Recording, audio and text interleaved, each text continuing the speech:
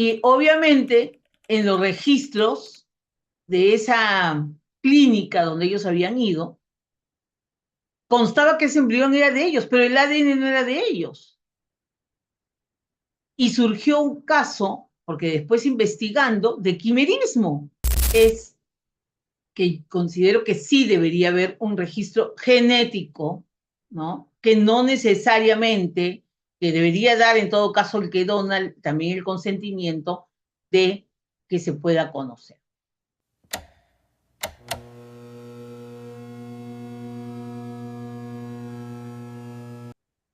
Bienvenidos a todos a Al Margen, el podcast del equipo de Derecho Civil, donde analizamos el derecho desde una perspectiva que implica cuestionar cómo el derecho evoluciona junto a nosotros y cómo ello exige una actualización en el sistema jurídico.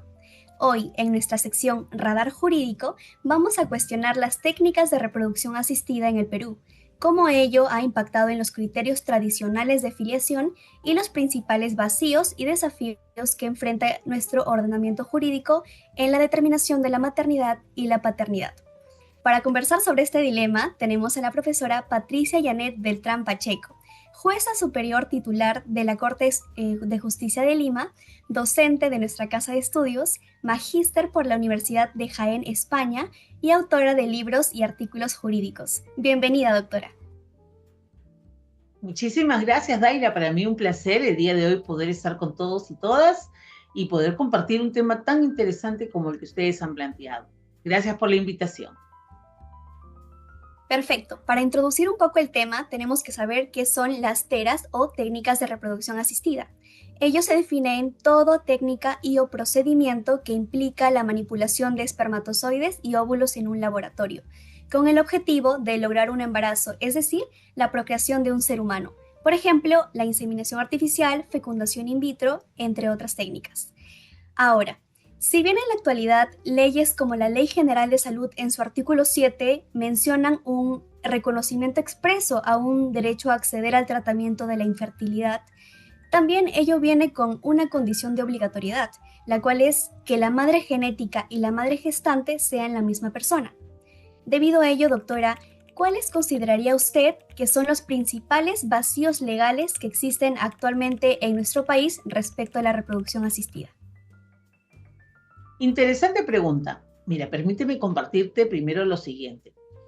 Ustedes saben que nosotros nos encontramos dentro de un ordenamiento jurídico y el ordenamiento jurídico debe ser entendido de manera sistemática. Entonces, cuando nosotros leemos esa ley de salud, como tú bien lo has planteado, hay dos tipos de lecturas. La primera lectura, totalmente textual, ¿no? Está prohibido, salvo que sea, o sea, mejor dicho, tienen que coincidir. Y la segunda, que te dice un ratito, hay que entenderlo de manera sistemática. No está prohibido que no se den otras fórmulas, es decir, que no coincida la madre genética con la madre gestante. Y esto te lo digo porque, querida Daira, porque cuando nosotros interpretamos las normas, y como todos, por lo menos los que hemos estudiado en derecho, sabemos, cuando hablamos de normas de interpretación, las disposiciones legales prohibitivas o limitativas o que te restringen el ejercicio de algún derecho tienen que estar consignado de manera expresa. Es decir, está prohibido que, no está permitido que. Como tú bien has leído el artículo 7 de la Ley de Salud, no utiliza en el texto la palabra prohibición, ni la palabra limitación, ni la palabra restricción. Por lo tanto, si bien es cierto, te dicen que debe coincidir, no quiere decir que otros casos estén prohibidos. Entonces, en primer lugar, es importante tener en cuenta este detalle, porque con este detalle, la estructura de la disposición legal que hemos leído ya no necesariamente sería restrictiva, ¿no? Te permitiría otro tipo de métodos de reproducción asistida. Ahora, en cuanto a cómo ha evolucionado, como ustedes habrán visto en las últimas décadas, porque esa es una cuestión de décadas, no es de los últimos años, muchas personas han optado por algún problema biológico, algún problema de salud, o simplemente por decisión tardía gestacional, porque el día de hoy, en mi tiempo, todavía nos casábamos a los 20 y algo, en los tiempos de mi madre, cuando eran antes de cumplir los 20, y el día de hoy es normal que las personas primero se desarrollen desde el punto de vista individual, personal, profesional, y luego si consideran constituir una familia, y constituida si consideran tener o no tener hijos. Pero a veces ese derecho a la socioafectividad de tener hijos, al desarrollo de la personalidad, surge cuando tú ya estás sobre los 30 y algo. Muy bien, la mujer está sobre los 30 y algo de edad. Y a veces, no siempre, ya hay problemas para tener tus propios hijos. Entonces, ¿cómo yo desarrollo? Van donde un ginecólogo, el ginecólogo hace todo un estudio, le dice sí, puedes tener tus hijos naturalmente o ya necesitas la ayuda de un método de fertilización asistida. Entonces, cuando suceden esas cosas, que es más común en las mujeres que en los hombres, por una cuestión genética, biológica, ¿no es cierto? Las personas acceden. Entonces, la información que requieren es una información amplia porque en nuestro país, como tú bien decías, ¿hay vacíos? Hay vacíos. ¿Será necesario tener una ley para esto? Bueno, acuérdense que las fuentes del derecho, dentro de las fuentes del derecho está la jurisprudencia. Y la jurisprudencia ha ido avanzando porque nuestro Código Civil, ustedes que son taller de derecho en lo civil, muy bien, nuestro Código Civil es del año 84. En el año 1984, en el siglo XX, los legisladores ni siquiera soñaron que esto iba a pasar, que estos avances de la ciencia se iban a dar. Entonces, si bien es cierto, hemos tenido comisiones de reforma del Código Civil, aún no se ven los frutos de esas comisiones, donde ya nosotros hemos intentado, los que hemos tenido la designación de poder intervenir, hemos intentado introducirlo, pero todavía no se legisla, ¿no? Entonces, ¿hay vacíos? Hay vacíos, porque mira, la interpretación nomás que te estoy dando ya es justo, los métodos de interpretación se utilizan ante vacíos o ante defectos de la ley o cuando es necesario en aras a velar por los derechos fundamentales de las personas. ¿Te das cuenta? Claro, doctora, me parece muy interesante lo que acaba de comentar en realidad, porque hacer una interpretación restringida, claro, busca lo contrario a lo que buscamos, creo, los legisladores al crear una ley, que es proteger los derechos reproductivos en este caso, ¿cierto? Perfecto. Ahora, tradicionalmente la filiación se basa en, como mencionó en la ley, en la presunción matrimonial, o bueno, así ha sido históricamente. Entonces, ¿qué pasa cuando estos criterios ya no coinciden? Bueno, en primer lugar, a ver, nosotros tenemos que la reproducción se puede dar dentro de una unión matrimonial, dentro de una unión convivencial o también dentro de una relación extramatrimonial. ¿No es cierto? Hay diferentes fuentes en las cuales las personas deciden ejercitar sus derechos reproductivos. Pero aquí, cuando nosotros ya hablamos, muy bien, de las relaciones matrimoniales, que es tu pregunta, en un matrimonio, primero partimos de una presunción de que hablábamos de que el padre es el marido, ¿se acuerdan? La presunción pater is et quem nuptia demostran, y que nosotros en el derecho, para los amigos que no son abogados, le decimos pater is, utilizamos su diminutivo, ¿muy bien? Padre es. ¿Quién es el padre? Antes de la reforma del artículo del Código Civil, se presumía que era el marido. Pero con la reforma que tuvo el Código Civil, ya hoy quien va a decir quién es el padre es la madre.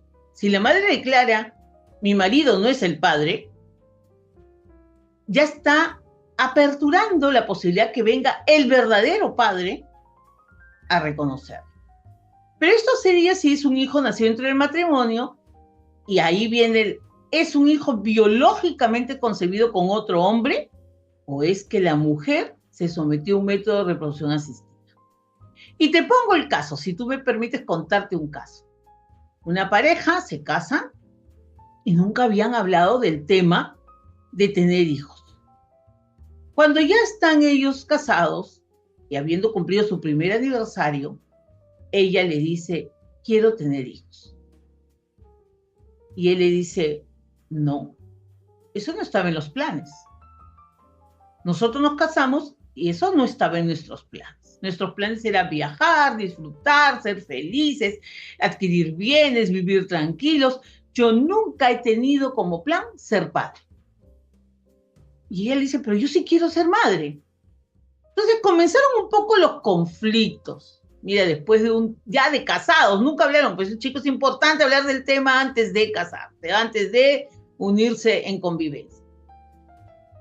Ella va donde su ginecólogo y llorando le cuenta pues lo que estaba pasando. Y su ginecólogo le dice, pero ¿tú acaso lo necesitas a él? ¿Por qué no te hacemos, porque tú tienes relaciones sexuales con tu marido? Sí, ok, hagamos un método de fertilidad asistida, él no tiene por qué enterarse, muy bien, con tu consentimiento es suficiente, es más, le decimos a él que tú te estás sometiendo a un tratamiento porque estás mal ginecológicamente y necesitas su consentimiento, y lo hacemos. Mira el médico, porque el médico sabe que eso no puede pasar, pero era una solución porque él no quería tener. Entonces, la chica para eso ya venía con un psicólogo, habían ido a terapias familiares, ¿no? Para poder llegar a un acuerdo, pero no cambiaba la situación. La chica ante su angustia, quizás pues este principio, ¿no? De afectividad, yo quiero ser madre, porque tenemos todos, nacen estas telas del principio de afectividad, no solamente nace del desarrollo de la libre personalidad o de hechos reproductivos, sobre todo hay un principio básico, quiero ser madre, quiero ser padre. Ella quería ser madre. Y se somete a un método de fertilidad asistida a través de la inseminación, muy bien, con esperma donado. Bueno, queda embarazada. Y él, pues primero le dice, ¿cómo es posible? Tú me has engañado, no te has estado cuidando, tú sabías que no quería tener hijos. No, pero ella no le dice que se había sometido a un método de fertilidad. Pero es imposible porque yo siempre me he cuidado, no he utilizado los métodos que nos dan para evitar que tú salgas embarazada. Pero poco a poco, conforme va viendo que va ella gestando, comienza a cambiar de opinión. Hasta cuando nace el niño. Pero cuando nace el niño, tenía rasgos totalmente distintos a los que él tenía. Entonces, él dice, qué raro, ¿no? Y él dice, es que ha salido mi tío abuelo. Mira, él cambió de opinión cuando ella ya estaba gestando. Que si ella hubiera esperado un poco más, quizás no hubiera pasado todo el problema. Entonces, cuando ya nace el niño y ya comienza a crecer, ¿no? Y para esto él, pues, siempre le quedaba la duda. Un día, en la mitad de un conflicto conyugal, ¿no? Tú sabes que a veces los conflictos se dan, ella le dice, bueno, total, yo me voy de la casa y me voy con mi hijo porque mi hijo no es... Y él dice, ¿cómo? Y ahí comienza el conflicto. Se suelen dar estos tipos de problemas, por ejemplo. Mira tú, hemos tenido otros tipos de problemas donde cuando fueron, ¿no es cierto?, la pareja se somete, ahí mira, ellos sí estaban de acuerdo, no podían tener niños, pero se someten a un método de fertilidad y luego cuando ya nace el niño y el niño tiene un problema médico muy fuerte, de salud muy fuerte, y tenían que hacer una intervención, ¿no es cierto?, con médula ósea, se dan cuenta en el ADN que no correspondía a ninguno de los dos. ¿Y qué había pasado? Que al momento de hacer la fertilidad in vitro, se había equivocado de embrión. Y obviamente en los registros de esa clínica donde ellos habían ido, constaba que ese embrión era de ellos, pero el ADN no era de ellos. Y surgió un caso, porque después investigando, de quimerismo. El quimerismo, para contarles un poco a todos, es una, se puede decir, alteración del ADN, donde en un primer examen no coincide el ADN del niño con sus padres. Entonces, al haber esa alteración del ADN, al hacer ya pruebas más profundas, recién sale que hubo una alteración. Y esto, por ejemplo, suele pasar, y un poco para nuestro público, suele pasar con cuando hay un embarazo gestacional de gemelos, donde un embrión se desarrolla, el otro no, y ese embrión absorbe a su hermano y se altera su ADN. No quiere decir que no sea hijo de ellos, lo que pasa es que es un hijo quimero. ¿No? Tema sumamente interesante, pero que se ha ido descubriendo a la luz de los avances científicos en torno, ¿no?, a los métodos de fertilidad asistida, ¿no? Y esto es un poco que incluso, no irnos a otro tema, pero un poquito nada más, para que ustedes lo tengan un poco en cuenta. Esto se suele ver muchas veces, y eso tampoco lo tenemos legislado, en los casos de filiación, donde la madre asegura y dice: yo no tuve relación con ningún otro hombre sino con él, pero cuando le hacen el ADN sale negativo. Y ella dice: pero es imposible, yo no he tenido relación con ningún otro hombre. Y la madre llora, ¿no? Se angustia, porque dice: es imposible que no salga la verdad. Oye, estamos quizás ante un caso de quimerismo. Y el quimerismo es un tema que no se ha estudiado, a pesar que existe. Y si se ha estudiado muy a la ligera. Entonces, ¿qué ha pasado con los jueces? A veces ante esa situación hay jueces que dicen: a ver, hagamos otra prueba. ¿Qué hace el abogado del presunto padre? Denuncia al juez. No, la ley no dice que usted tenga que mandar otro, no, que interpone amparos, ¿no? Han ido contra el debido proceso. Pero aquí es lograr descubrir la verdad de la identidad de ese niño. ¿Te das cuenta? Entonces, mira, te he dado dos ejemplos nada más para que tú veas cómo, incluso, porque estos son casos matrimoniales como el que tú me has preguntado, pues estos temas han generado que se den asuntos jurídicos diferentes. A veces pensamos el derecho de familia es tenencia, filiación, régimen de visitas, ¿no?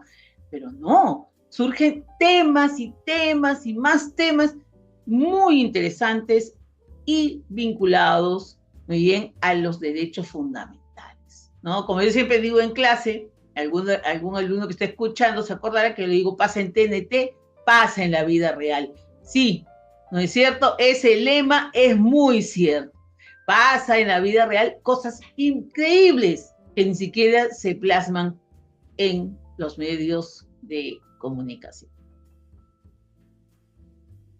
Doctora, me parece importante también que usted mencione temas como el quimerismo, porque entiendo que no es un tema de lo que normalmente se hable y realmente debería tener quizás una profundidad jurídica un poco más importante. Respecto al primer ejemplo que usted dio, me pareció muy controversial también, y me surgió la pregunta de si es que habría alguna acción que el padre podría tomar contra la madre respecto a que él no quiera, por ejemplo, en ningún caso reconocer al hijo, ¿no?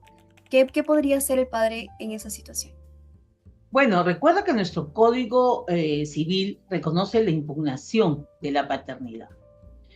Y aquí hemos tenido dos casos también distintos. La reacción de un padre que dice: ¿sabes qué? No me importa que biológicamente no sea mi hijo, porque para mí es mi hijo. Para mí es mi hijo, yo lo crié. Ahí viene la parte de afectividad. la socioafectividad. Para mí es mi hijo y para él yo soy su padre. Entonces, ¿sabes qué? Ya, el tema genético es irrelevante en nuestras vidas. Entonces, por lo tanto, yo sigo siendo su padre. Punto. Se acabó y no voy a tocar más el tema. Esa es una reacción. Pero la contraria es el que dice, tú me engañaste. Yo no quería hijos. Y ahora resulta que no es mío. No me interesa si haya sido con un hombre biológicamente o ha sido a través de un método de fertilidad, pero es que genéticamente no es mío. Entonces, ¿qué sucede? Impugna la paternidad. Y ahí surgen otros problemas, como es la identidad del niño, niña o adolescente, ¿no? Porque es una cosa distinta, es una situación distinta, que hablemos de un niño, por ejemplo, de poca edad, en que todavía no se identifica con un nombre concreto, a que hablemos de un niño que ya se desarrolló con un nombre o un adolescente, ¿no? En el cual, pues, tenemos que ya la jurisprudencia tiene postura al respecto, por el interés superior del niño, el derecho a la identidad, el derecho al libre desarrollo de la personalidad, el derecho a que el niño conozca sus orígenes, él decida, muy bien, cuál va a ser el apellido que quiera llevar. Se retira el nombre del padre de la partida, pero se preserva el apellido, es decir, se preserva el nombre del niño. ¿Por qué? Porque al final es su identidad, ¿te das cuenta? No tiene nada que en relación a que si estuvo participó, se podría decir, de la relación de reproducción biológica o no. Es ya el niño, niña o adolescente que señala, ¿no? ¿Por qué? Porque antiguamente se retiraba el nombre del padre y se le modificaba el nombre al niño, niña y adolescente. Y te digo antiguamente, en los primeros años donde comenzaron a surgir estos problemas. Para ustedes es muy antiguo, para mí no tan antiguo, ¿no? Entonces, en estos años, pues, a veces habían resoluciones en las cuales se decía, no, si no es el padre, se le quita el nombre. Y al final, ¿quién se veía afectado? Era este sujeto de derechos, porque hoy los niños y adolescentes son sujetos de derecho, y esto va para todos los padres. Ya los niños no son objetos de protección, por favor, son sujetos de derecho con derechos propios. Este sujeto de derecho que no intervino, que no sabía, que no había participado en el caso desde el origen, y que vino a este mundo y que ahora le quieren cambiar su vida. ¿Te das cuenta? Claro, doctora. Y en ese escenario de reconocimiento y vulneración de derechos del niño, niña o niña adolescente, ¿usted considera que debería mantenerse el anonimato en el caso de la donación de material genético en las técnicas de reproducción asistida, o sí debería reconocerse este derecho a conocer el origen biológico? Aquí tenemos también diferentes posturas.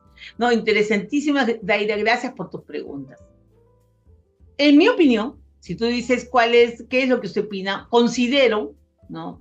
Ojo que lo que yo diga no es universal, es algo personal. Considero que es importante tener en cuenta dos puntos de vista. En primer lugar, nuevamente, persona sujeto de derechos, que nace como consecuencia de un método de reproducción asistida, que obviamente no participó, no pidió, no decidió. Pero hay casos en los cuales uno traslada la posibilidad de desarrollar una enfermedad, lo que le llamo las enfermedades con origen genético, que tú no sabes cuál es tu carga genética.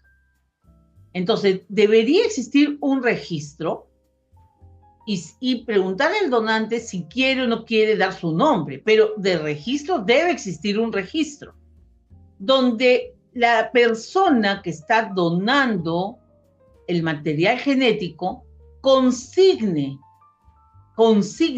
las principales características. Por ejemplo, hay personas que dicen, yo tengo una posibilidad de desarrollar cáncer, porque mis abuelos tuvieron cáncer, mis padres tuvieron cáncer, yo no lo tuve, pasa el momento, pero se marca. Hay personas que dicen esto no existe, pero tenemos casos en que sí se ve, ¿no? Por ejemplo, cáncer al hígado. Mis abuelos murieron de cáncer al hígado, mi madre murió de cáncer al hígado, yo tengo ya problemas de hígado graso, muy bien. Este material genético puede ir cargado, puede ir. Hay médicos que dicen, no, es que nosotros lo filtramos, le hacemos un análisis, pero eso es algo que en el momento no puede ver. Eso puede, como no puede salir.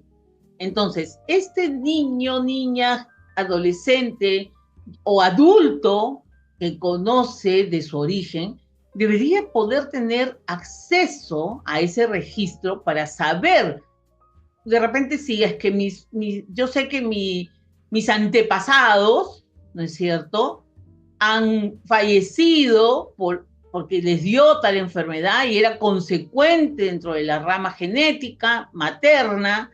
Entonces, yo me cuido, ¿no? Yo me cuido. Yo soy una persona que puedo tener propensión de sufrir del hígado. ¿Qué hago? ¿No? Llevo una vida sana, no como cosas que me puedan afectar, hago deporte, no sé, diferentes opciones de decisión personal que se te podrían dar. Hay personas que dicen que no porque es algo altruista. Ahora no podemos taparnos los ojos, que a veces es altruista y a veces es económico, ¿no? Pero que hay un registro, debe haber un registro. Ahora, que tú desees conocer a tu padre, esa puede ser la otra versión de tu pregunta.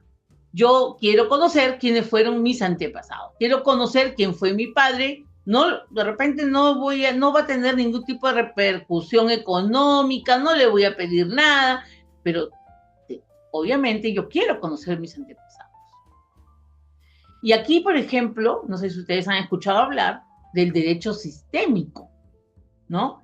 El derecho sistémico que tiene mucha relación con esto que el día de hoy lo vemos mucho en las sociedades del estudio de se puede decir, de estudio de las constelaciones familiares, de las constelaciones parentales, saber, ¿no?, la carga que traen mis antepasados. Y hoy hay un tipo de derecho sistémico que estudia ese tipo de situaciones que dicen que ayudan mucho a que la persona comprenda ciertas situaciones de su vida, ¿no? Entonces, claro que es una rama del derecho nueva, que recién se está estudiando en algunos países, ¿no? Como en Brasil, Argentina, dentro de nuestra región, en Europa, se está estudiando en Alemania, en España, en Italia, en Francia, el derecho sistémico que tiene que ver con la carga que traemos todos y todas nosotros de nuestros antepasados, ¿no?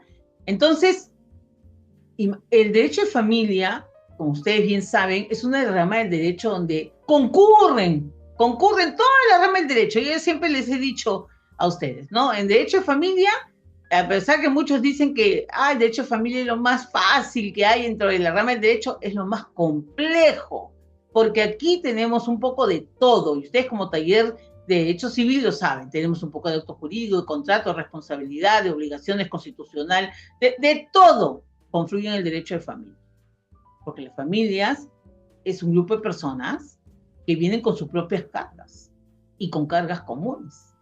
Entonces, de lo que yo te pudiera aportar, gracias porque me lo permiten, es que considero que sí debería haber un registro genético, ¿no? Que no necesariamente, que debería dar en todo caso el que dona también el consentimiento de que se pueda conocer. Pero y acá hablamos de dos derechos, del derecho del que ha cedido el material genético y el derecho del que ha sido concebido, ¿no? Entonces, aquí tenemos dos derechos en igualdad, se podría decir, de condiciones en las cuales tendríamos que ver cómo se puede viabilizar.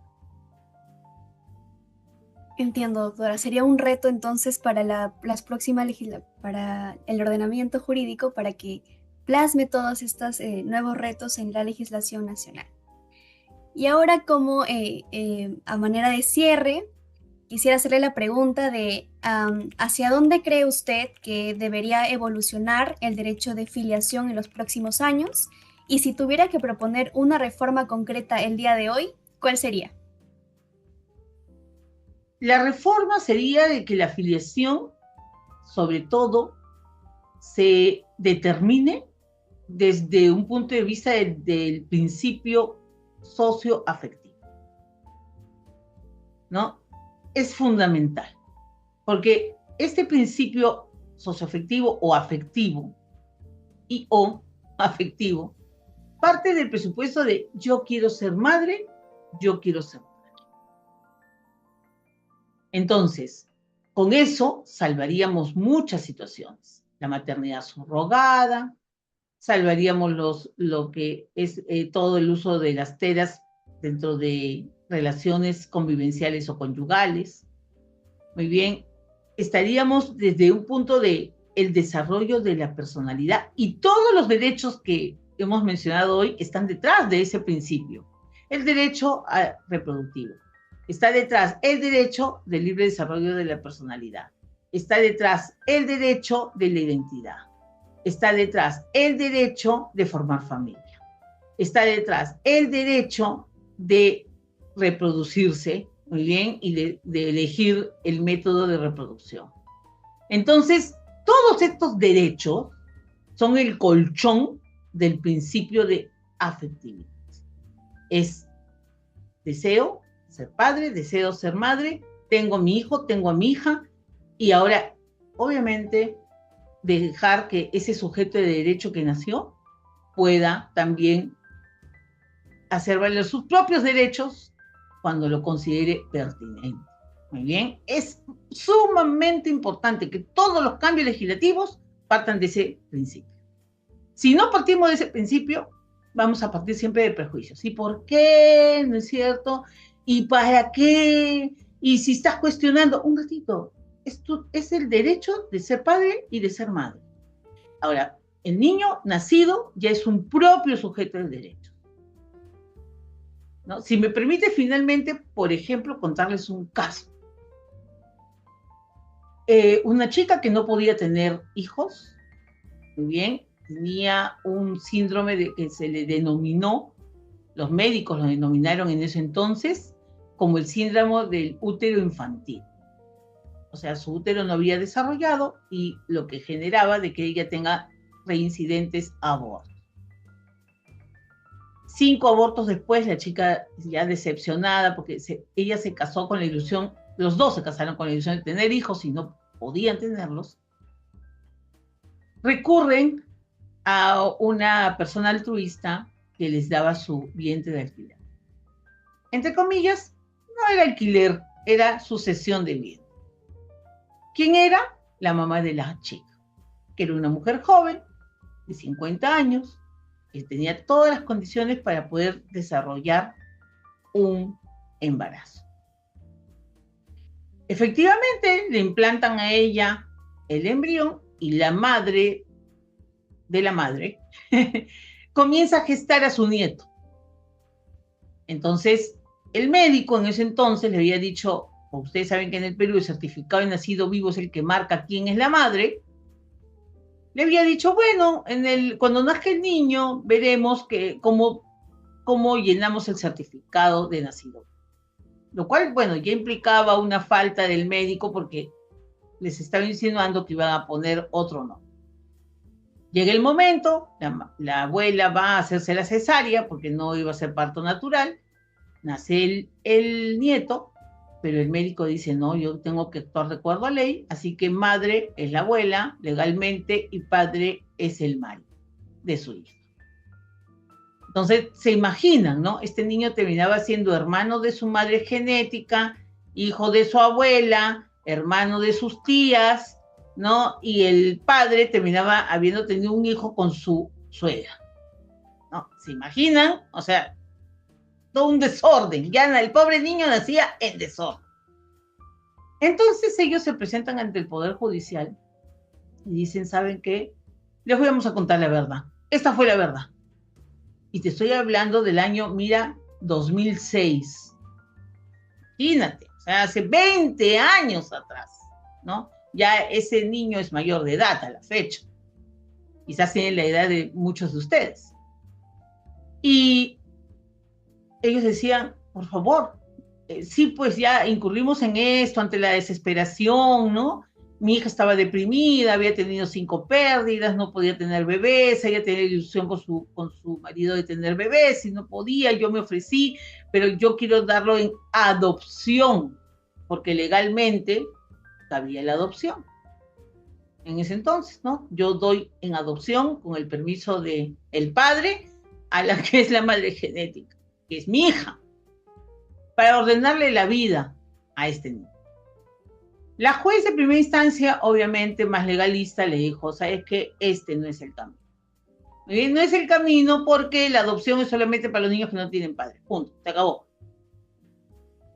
Pero teníamos ante nosotros un caso en el cual ya era un niño nacido al que teníamos que regalarle la vida, ¿no? Y la madre legal, bueno, biológica y legal, estaba de acuerdo en darlo en adopción.